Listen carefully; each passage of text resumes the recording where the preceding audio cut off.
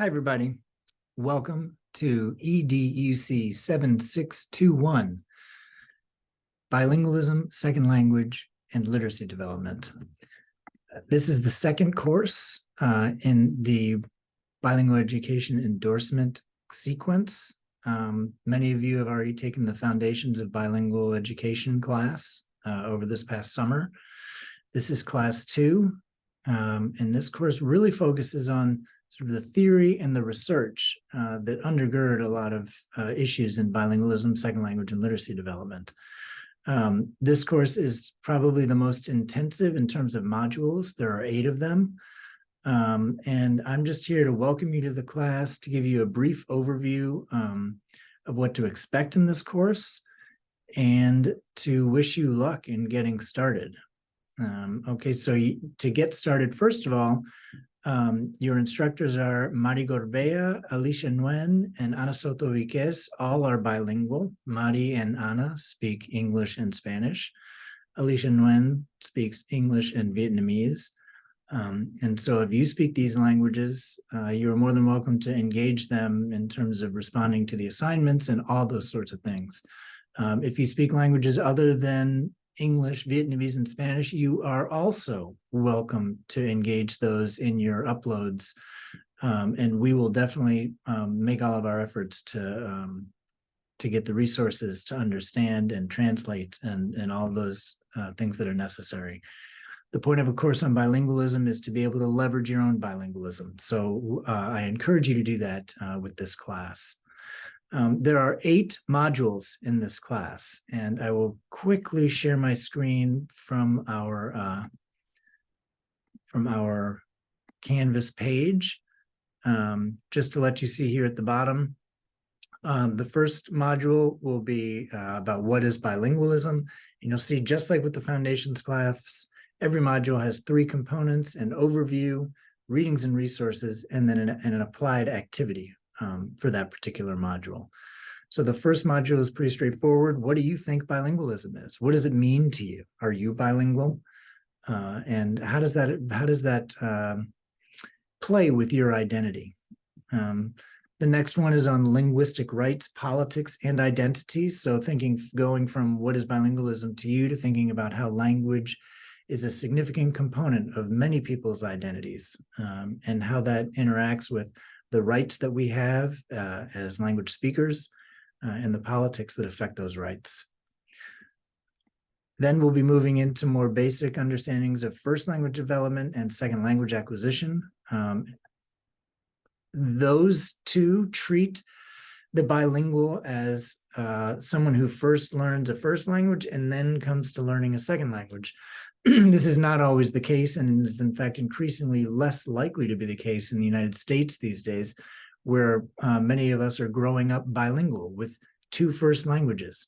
And that's what Module 4 is about: bilingual language acquisition. So what are the differences between acquiring a first language and then adding a second language versus growing up learning 2 languages at the same time? So those modules 3 and 4 are really about basic developmental processes in bilingualism.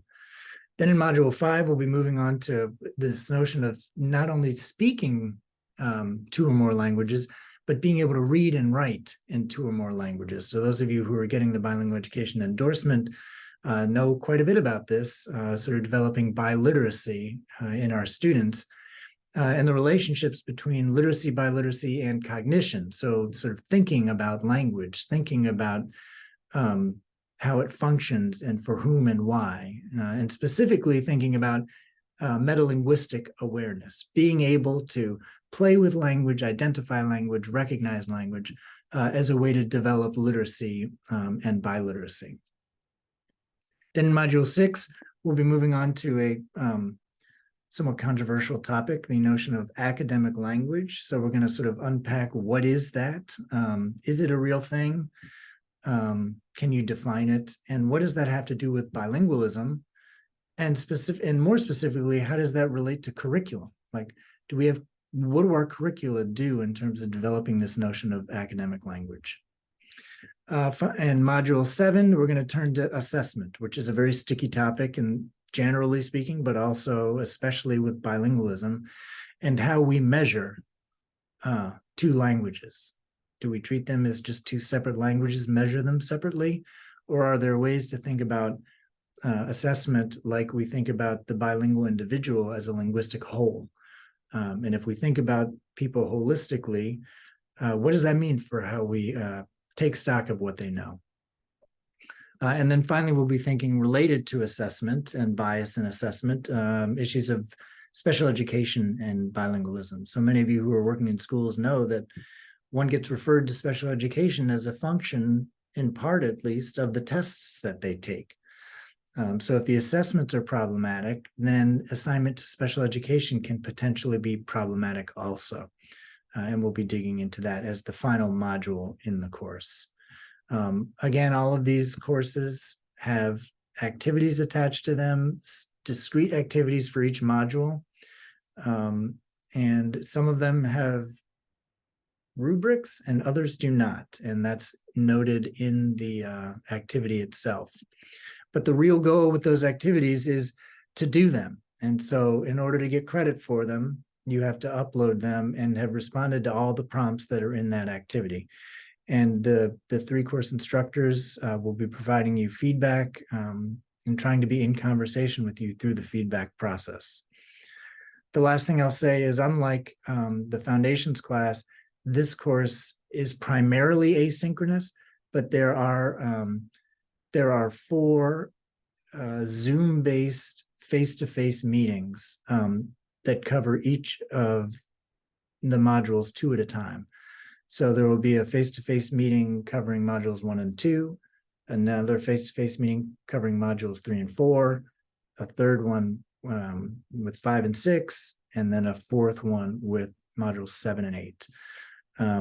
It is not required that you attend all of them, but it is required that you attend at least one of them. And you are more than welcome to attend 2, 3, or all of them.